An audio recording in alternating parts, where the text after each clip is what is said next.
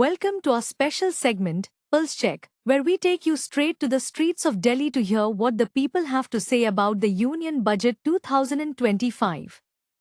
From tax relief to job creation, infrastructure to social welfare, what do Delhiites think of the government's announcements? Are they satisfied, or do they have concerns? Our team hit the ground to get the real reactions, unfiltered and direct from the people. Let's dive in and see what they had to say. देखिए, जो budget government ने पास किया है वो जो है मुझे लगता है कि अभी तक जितने बजट जो है गवर्नमेंट ने पेश किया, सबसे बढ़िया बजट पेश किया है।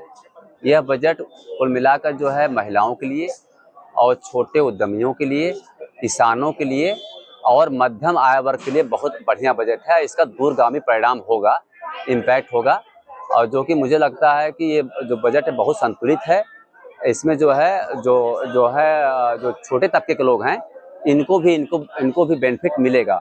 और इस बजट की जो है बहुत सारी अच्छाइयाँ हैं। जो है डेटा वाइज अगर देखें जो है तो कुल मिलाकर जो पिछले बजट से और उसके पिछले बजट से बहुत अच्छा रहा है। तो कुल मिला के इसका इम्पैक्ट जनता पे पड़ेगा और जो हमारा जो जो जो जो, जो ग्रोथ रेट है उसमें भी इसका इम्पैक्ट पड़ेगा। लोग जो है मुझे लगता है कि जो जनता है, कॉमन मैन, इस बजट से जितना मैं सुन पा रहा हूँ अभी लोगों को, वो काफ़ी हैप्पी हैं लोग सुन के और समझ के चीज़ों को। इसलिए लगता है कि लगभग सभी वर्ग को इसमें शामिल किया गया है और जो कि बजट जो है अच्छा है कुल मिला के। आज फाइनेंस मिनिस्टर निर्मला सीतारमण जी के द्वारा पेश किया गया है। ये एक फैमिली बजट है। फैमिली बजट इसलिए इसको कहेंगे क्योंकि जो इन्होंने मिडिल क्लास को एक टैक्स में जो रिलीफ दिया है वो डायरेक्टली जो है वो किचन तक जाकर उसका प्रभाव पड़ेगा। कहीं ना कहीं जो गवर्नमेंट को जीएसटी से रेवेन्यू आ रही है तो जो डबल टैक्स बर्डन जो लोग फेस कर रहे थे तो वो डबल टैक्स बर्डन कहीं ना कहीं यहाँ पर एक रिलीफ के लिए बहुत बड़ा कंसर्न था लोगों को, और ये गवर्नमेंट ने इसको बहुत संतुलित तरीके से समझा है और इसमें दिया है, रिलीफ दिया है। साथ में जो इन्होंने नई स्कीम्स लेकर आए हैं जैसे जो किसानों के लिए या एमएसएमईज के लिए या वुमेन्स के लिए, तो ये जो गवर्नमेंट ने जो स्पेसिफिक सेक्टर्स को बहुत ही माइक्रो लेवल पे जाकर जो इनको टच करने की कोशिश की है इस बजट के द्वारा, ये मेरे लिए बहुत ही सुखद अनुभव महसूस कर रहा है कि आने वाले समय में भारत अपनी उन्नति के लिए ये एक रास्ता सुनिश्चित करेगा। ये बजट जो है, देखो जी, बजट तो वैसे भी सरप्राइज बजट है क्योंकि इलेक्शन से पहले हो रहा है और बीजेपी ने सबको गिफ्ट देने के लिए कहा है, तो कुछ अच्छा ही बजट है। और आपको पता ही है कि इस बार बीजेपी फुल फॉर्म में आ रही है दिल्ली में, दिल्ली सरकार को पुरानी वाली को नष्ट करने के लिए। तो जो बजट जुलाई पता नहीं कब आता था, आज कई महीने पहले आ गया है और ये सरप्राइज बजट तो है ही।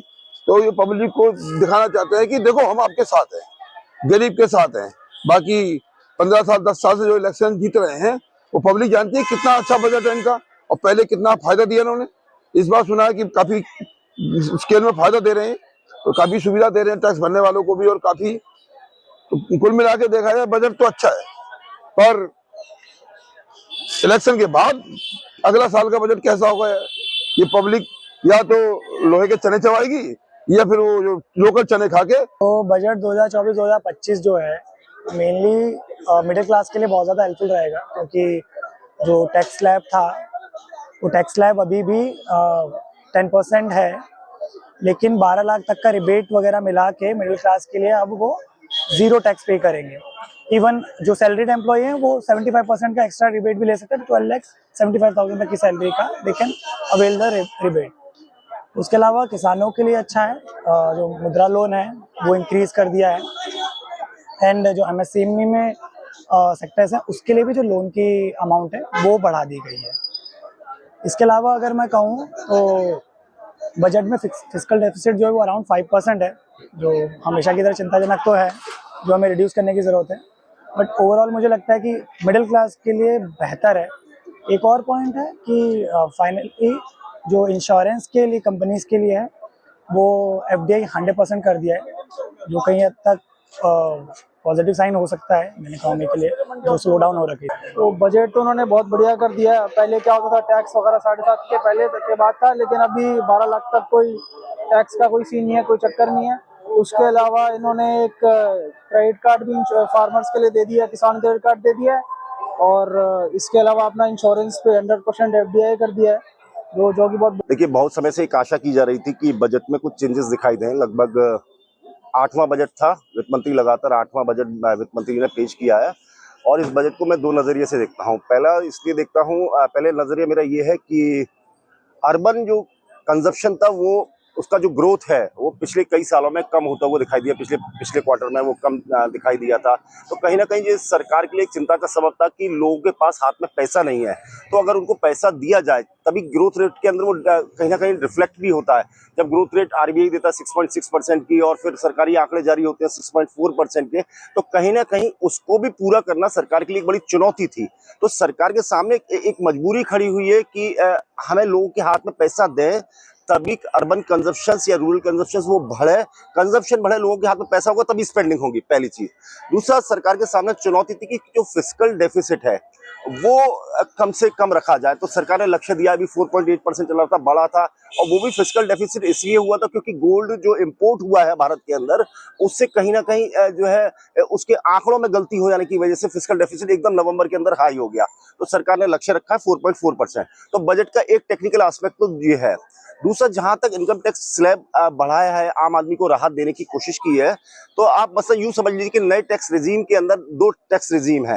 हालांकि सरकार ने बहुत क्लियर किया है कि जो पुराना टैक्स रिजीम है उसे हटाया नहीं जाएगा, लेकिन 75% लोग आज भी नए टैक्स रेजिम में आ गए और सरकार को उम्मीद ये है कि अगले जो वित्तीय वर्ष आ रहा है 2026 वित्तीय वर्ष है उसमें बाकी जो 25% लोग हैं वो भी उसके अंदर शामिल हो जाएंगे। तो कुल मिला के जो है कि नए टैक्स रेजिम के अगर हिसाब से देखें तो पहले आपकी जो स्पेंडिंग थी 7 लाख पे आप टैक्स दे रहे थे, लगभग वो टैक्स 30,000 के आसपास आपको टैक्स देना था। अब वो बढ़ा के स्लैब बढ़ा के लगभग जो है 12 लाख का कर दिया। तो निश्चित रूप से 30,000 रुपया एक आदमी की जेब में बचता है। इसी तरीके से 12 लाख पे अगर देखें तो 12 लाख पे जो पहले आप जो टैक्स का स्लैब दे रहे थे लगभग जो है 84-85 हजार का आसपास जा रहा था, अब वो घट के एकदम 0 हो गया, मतलब उतना अमाउंट आप बचा रहे हैं। तीसरा, अगर आप हायर स्केल पे जाओ जिसका सैलरी लगभग जो है 16 लाख के आसपास है, तो मान ले मसलन वो दे रहा था 1 या 1.5 लाख के आसपास वो टैक्स दे रहा था, तो अब वो टैक्स का स्लैब घट के वो और नीचे आ गया, मतलब अब वो ज्यादा मात्रा में पैसा बचा सकता है। मतलब यूं मान लीजिए अगर 12 लाख के ऊपर 60,000 बच रहा था तो समझ लीजिए कि 16 लाख में लगभग 80,000 के आसपास उसका पैसा बचेगा। और हायर नोट 24 लाख के ऊपर अगर देखें 24 लाख के ऊपर तो लगभग पुराने सिस्टम के हिसाब से लगभग 1,86,000 वो सेव कर रहा है। मतलब इतना पैसा गवर्नमेंट की इकोनॉमी में आ रहा है। अब इसे दूसरे तरीके से देखिए, दूसरे तरीके से इसको ऐसे देखिए कि लगभग 1 करोड़ लोग अब टैक्स नहीं देंगे, ये एक बड़ी बात है। 1 करोड़ लोग अब टैक्स नहीं देंगे, या यूं कहिए कि 1 करोड़ लोग टैक्स सिस्टम से बाहर हो गए हैं। अब सरकार के सामने चुनौती है कि 1 करोड़ लोग अगर टैक्स सिस्टम से बाहर हो जाएंगे तो सरकार पैसा लाएगी कहां से, और आगे जो इंफ्रास्ट्रक्चर डेवलपमेंट सरकार को करना है वो पैसा करेगी क्या। तो सरकार ने उसका सारा परम्यूटेशन कॉम्बिनेशन किया है, और जो ग्रोथ रेट कैपिटल एक्सपेंडिचर की रखी है, जो इंफ्रास्ट्रक्चर डेवलपमेंट की रखी है, उस हिसाब से लगभग पहले वो 24% पे थे, उसके बाद वो 20% पे आए थे, लेकिन इस बार टारगेटेड ग्रोथ जो रखी गई है 14.2% की लगभग कैपिटल एक्सपेंडिचर की रखी गई, वो बिल्कुल नॉमिनल है। और ये सब करने के बाद मुझे लगता है काफी समय से इंतजार था। हालांकि मनरेगा में थोड़ा सा जो बजट एलोकेशन था वो कम हुआ है रूरल फ्रंट के ऊपर, और एमएसएमईज की लगातार रिकमेंडेशन थी, चाहे जितनी जो प्री बजट कंसल्टेशन हुई थी उसके ऊपर तमाम लोगों से बातचीत वित्त मंत्री ने की थी, और उसमें कहीं ना कहीं कहा जा रहा था कि थोड़ा सा लाभ जो है जो रूरल एरियाज हैं जहां मनरेगा की जरूरत है रोजगार फ्रंट पे, वहां थोड़ा सा सरकार एलोकेशन दिखाई देगी। लेकिन एमएसई में भी कोई ज्यादा फर्क नहीं पड़ा। जो पुराना एग्जिस्टिंग स्ट्रक्चर है लगभग 2.5 मिलियन शायद एमएसएमईज में है लोग हैं, तो उसमें कहीं ना कहीं सरकार ने कोई ज्यादा राहत नहीं दी। लेकिन मुझे लगता है उसका रिवीजन होगा, थोड़ा भी उसका रिवीजन करेगा, क्योंकि वोट ऑन अकाउंट होगा तो उसका रिवीजन होगा, उसके बाद शायद हो सकता है उसके अंदर एलोकेशंस और बढ़ाया जा सकता है। देखिए, सरकार ने कोशिश इस बार की है कि जो सभी सेक्टर्स हैं उनको मतलब छुआ है और कुछ ना कुछ उसको देने की कोशिश की है। और सरकार की सामने चुनौती, जैसे मैंने कहा, फिस्कल डेफिसिट एक चुनौती है, जीडीपी ग्रोथ रेट उनके सामने एक बहुत बड़ी चुनौती है। सरकार के सामने तीसरी बड़ी जो चुनौती है वो रोजगार की है। तो मैन्युफैक्चरिंग सेक्टर्स को कहीं ना कहीं बढ़ाना सरकार के लिए एक बड़ी चुनौती है। अब सवाल ये है कि मैन्युफैक्चरिंग सेक्टर्स में कौन से मैन्युफैक्चरिंग सेक्टर्स के अंदर सरकार जो है निवेश करे। पीएलआई जो स्कीम है, जो प्रोडक्शन लिंक्ड स्कीम है, इंसेंटिव्स हैं, वो अभी 14 सेक्टर्स के अंदर इंक्लूडेड है, जिसमें इलेक्ट्रॉनिक सेक्टर, चाहे वो एप्पल का फोन हो या जितने भी फोन्स बनते हैं, अब हम 90% फोन यहाँ से भेजते हैं बाहर, मंगाते नहीं है वहां से, वो यही सारा मैन्युफैक्चरिंग हो रहा है। तो एक लार्ज जनरेशन जो है होता है वर्क फोर्स के लिए, और वो जो है स्किल्ड वर्कफोर्स के लिए वो लगाया जा सकता है। तो सरकार ने कोशिश ये की है कि हालांकि मनरेगा का देखिए आवंटन उन्होंने उतना ही रखा, लेकिन वो हमेशा रिवीजन के दौरान होता है कि अगर सरकार को लगता है कि ड्राइविंग फोर्स कुछ और है तो निश्चित रूप से उसके अंदर आवंटन बढ़ जाता है। लेकिन रूरल कंजम्पशन को देखते हुए सरकार ने जो किसान क्रेडिट कार्ड है उसका थोड़ा सा वो बढ़ाया है, उसमें 5 लाख का लोन किया है। लेकिन मुझे पूरे बजट में एक अच्छी चीज ये दिखाई देती है कि इंश्योरेंस सेक्टर को उन्होंने पूरी तरीके से खोल दिया है। जो 75% था, अब इंश्योरेंस सेक्टर में एफडीआई बढ़ के लगभग जो है 100% के आसपास 100% पूरी हो गई है, जो सरकार ने प्रपोज किया है। ये इसलिए है कि अगर आप देखें कि आज देश के अंदर इंश्योरेंस ले कौन रहा है, तो आप देखोगे 30 से 40 करोड़ लोग तो वो हैं जो आयुष्मान के अंदर शामिल है, जिन्हें सरकार इंश्योरेंस दे रही है। Upper middle class and lower middle class वो है जो प्रीमियम ज्यादा होने की वजह से इंश्योरेंस नहीं लेगा। लगभग ऐसा चंक जो है 50 करोड़ के आसपास है। तो 50 करोड़ लोगों के पास लगभग इंश्योरेंस नहीं है। अब नंबर ऑफ इंश्योरेंस कंपनी आएंगी, अभी 53 इंश्योरेंस कंपनी इस देश में काम करती हैं। अब जब एफडीआई खोला है तो हो सकता है कि वो बढ़ के 150 कंपनियां हो जाए, तो मार्केट में आपके पास चॉइस होगा कि किस इंश्योरेंस कंपनी से लें। दूसरा बड़ा सवाल ये उठता है कि जीएसटी के अंदर लगातार मांग इस बात की उठ रही थी कि जो टर्म लाइफ इंश्योरेंस है और हेल्थ इंश्योरेंस है उसके अंदर जो प्रीमियम है वो कम किया जाए। तो अब जब सब सरकार ने 100% एफडीआई किया है तो ये संभावना बनती जा रही है इस बात की कि जो नेक्स्ट जीएसटी काउंसिल की बैठक होगी उसमें कहीं ना कहीं सरकार हो सकता है कि उसकी जो रेट्स हैं वो स्लैश डाउन करे, ताकि हर आदमी इंश्योरेंस कवर के अंदर आ सके, जो एक मुझे अच्छी बात दिखाई देती है। तीसरी बात जो दिखाई देती है कि हाँ, एक जो इम्पोर्टेंट एस्पेक्ट लिया, हालांकि ये खबर पहले वो 6 महीने पहले वित्त मंत्री बोल चुकी थी, वो इम्पोर्टेंट एस्पेक्ट ये दिखाई दे कि introduction of new income tax bill. अब जो इनकम टैक्स बिल आने वाला है, जो 60 साल 63 साल पुराना जो रिजीम चला आ रहा था टैक्स के अंदर, मुझे लगता है कि ये दौर है सिंप्लीफिकेशन का। जीएसटी भी इसलिए लाई गई थी सिंप्लीफाई कर दिया जाए उसे। अब मुझे लगता है कि जो नया सरकार इंट्रोड्यूस करने वाली बिल, मुझे लगता है कि 2-4 दिन के अंदर ही सरकार बिल इंट्रोड्यूस करेगी पार्लियामेंट में, तो उसमें कहीं ना कहीं नई नई चीज वो इंक्लूड कर सकती है और सिंप्लीफाइड वर्जन से लेकर आ सकती है, ताकि आम आदमी जो चाहे जो है अब ये हापुड़ की मंडी में बैठा हो वो इनकम टैक्स खुद ही फाइल कर ले, बजाय किसी सीए के पास जाने के। तो सरकार का उद्देश्य ये है कि कोई भी सरकार हो, वो डायरेक्ट प्रिंसिपल्स स्टेट पॉलिसी को अगर फॉलो करते हैं तो कतार में खड़े अंतिम व्यक्ति के पास वो बात पहुंचनी चाहिए। जैसे देश के अंदर जो है मोबाइल क्रांति, जो सूचना क्रांति हुई, आज हर किसी के पास मोबाइल है। इस देश में 110 करोड़ लोग मोबाइल का इस्तेमाल लगभग कर रहे हैं। तो आप समझ सकते हैं सरकार यही चाहती है कि टैक्स जो स्ट्रक्चर है वो सिंप्लीफाइड वर्जन में है। तो मुझे लगता है कि ये बड़ी पहल होगी अगर सही सिंप्लीफाइड वर्जन में वो आता है।